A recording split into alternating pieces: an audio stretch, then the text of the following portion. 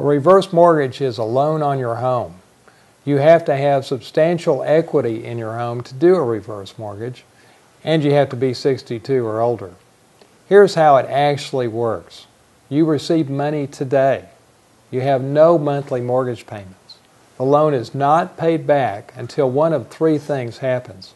Either you sell the house, you move out permanently to live with one of your kids or into a nursing home, or you die. After the last surviving spouse leaves the house permanently, the house is sold and the reverse mortgage is paid off. What's left goes to your kids. As to the amount of money you get, it averages, about 60%.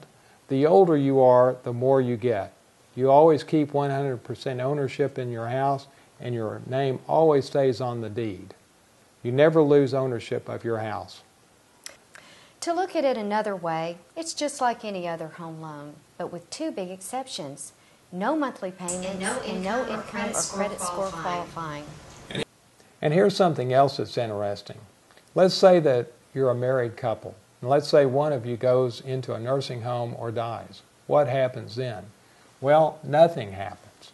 As long as one of the spouses is still living in the home, the loan is not due and payable. So what happens when the loan comes due and the house isn't worth what's owed against it? Good question. Well, the heirs would just walk away from the house with no liability to them or the estate. Jen, you got to like that. I do. So now let's talk about who can actually do a reverse mortgage. First of all, you have to be 62 or older, and if you're married and one of the spouses is under 62, you can still do it. But the downside is that the loan comes due when the spouse that's 62 permanently leaves the house. Let's discuss how much money you can get from a reverse mortgage. The older you are, the more you get. The average amount that people get is about 60% of the value of the home. As you can see, the range is 54% to 70%. If you already have a loan on your house, you can still do a reverse mortgage. But you have to get enough money out of the reverse mortgage to be able to pay off the existing mortgage. If you don't, you really can't do a reverse mortgage unless you're willing to dip into your savings and pay down your existing mortgage. Let's cover your obligations if you do a reverse mortgage. It's really three things. You pay your property taxes, keep homeowners insurance on the property, and maintain your home and don't let it run down. If you don't do those things, the lender can foreclose on your house and you can lose your house. So John, let's recap all of these things.